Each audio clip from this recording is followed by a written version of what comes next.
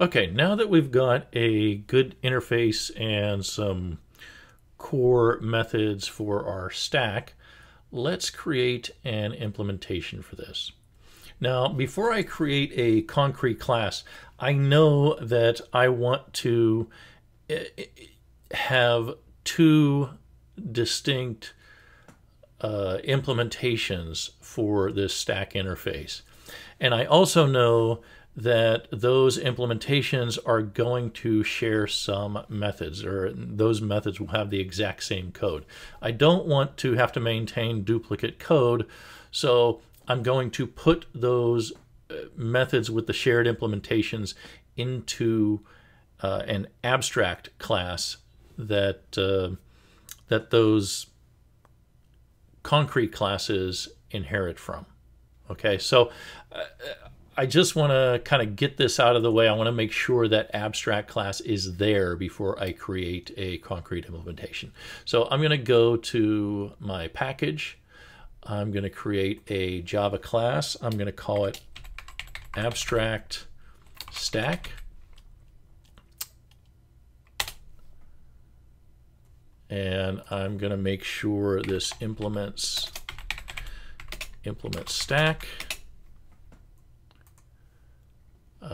Okay, so it basically says implement all abstract methods or make the class abstract. I want to make it abstract. And I've got a warning here that says raw type. So I need to make sure that I'm using these type parameters all the way through, or I'm going to get in trouble. All right. And yeah, that's all I want from this class. Okay, the param tag. I'm not going to worry about documentation in any other class other than the stack interface, other than the interface. So this class is done for now. So I'm just going to close this out. I'm going to go to the package again and create a concrete class called ListStack. This is going to be a stack with a list representation. Okay, and this needs to extend my abstract class, my abstract stack. Again, I need to make sure that I have type parameters in here because these are all generic. And now I am getting a warning message. Oops. Let me save this and see what kind. Oh, I got extend. It should be extends. Okay, save that. And now I'm getting the message that I need to either implement these abstract methods or make the list stack abstract. This time I do want to implement all those abstract methods because this is a concrete class. So at this point, everything has to be implemented. All right, and I get all these unsupported operation exception default code here. So those won't need to change, but this is fine for now. This is what I want, just method stubs for the bodies. Okay, so what I need now is I need to figure out my representation. So this is going to be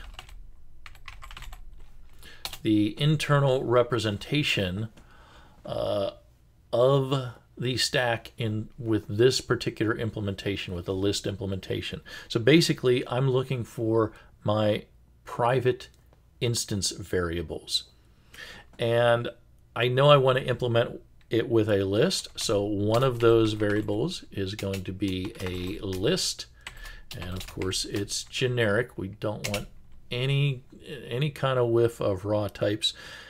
This is going to store the contents of the stack. So I'm just going to call this contents.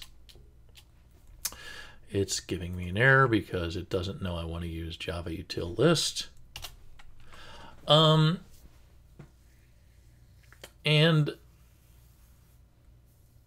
let's do this before we there's another field in here, but I want to do a little bit of a mental exercise here. What if the list is, so let's say we've got a list contents, well, that's the name of the list.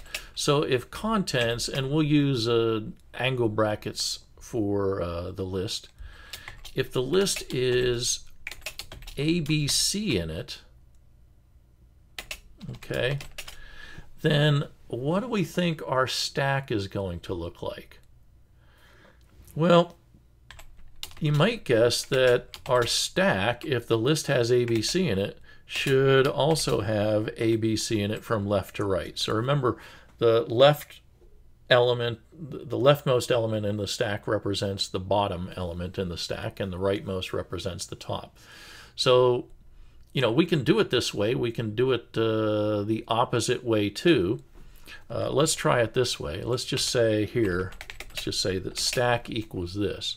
So this is the abstract representation of the stack, and this is the concrete representation of the stack. What we're missing here is we're missing our capacity. So let's make our capacity 6, and how can we tell from this list that our capacity is 6? Well, the answer is we can't tell. We can certainly tell that the depth of the stack is going to be 3, but we don't know the capacity just from this list. So we're going to have another field that holds the capacity. Okay, so that's why we need that capacity field. And now we can say if the contents equals this and the capacity equals 6, then our bounded stack is ABC:6. All right, so you have to make sure you can get from the internal representation to the abstraction here. All right, so that's important, and that's why it's good practice to do a couple of these examples to get the hang of it. I'm going to do at least one more. I'm going to say, what if, well, let's do it this way. Contents equals question, question, and capacity equals question, question will get us to a stack that equals, I'm going to say this stack is empty and it has a capacity of 3. So for that, what might the representation would be? And you can probably guess that, well, the list is going to have nothing in it, okay, and the capacity is just going to be 3. So that seems to make a lot of sense. So, and then if the contents, we'll just do a single one, and capacity equals 10, then our stack is going to have one element, A, and it's going to have a capacity of 10. So it's nice to do these little correspondences. There's even ways to make up a mathematical function that will map the representation to the abstraction. That's called an abstraction function, but we're not going to do that for this component. Okay, I just want to make sure we understand what the representation is and how that corresponds to the stack that we're going to get.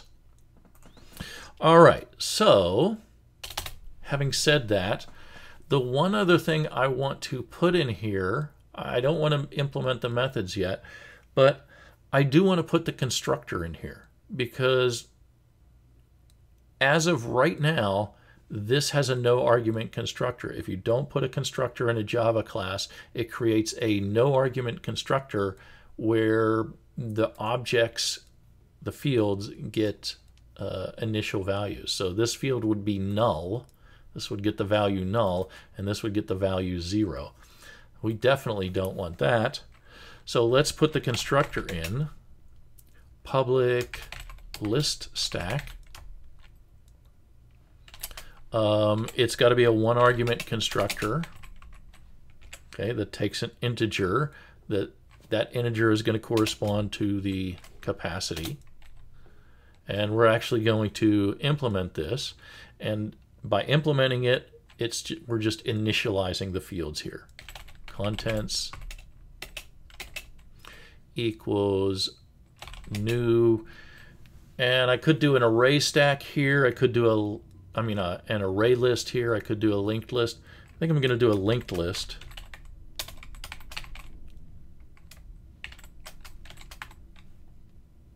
Okay, and it doesn't know what a linked list is. So we'll import that. And then for capacity, we'll just say that equals max. And I think that's all we're going to do for now. One thing is, make sure you understand the distinction between declarations and initializations. Up here, we're declaring the fields, and in the constructor, we're initializing the fields, and that's a very common practice.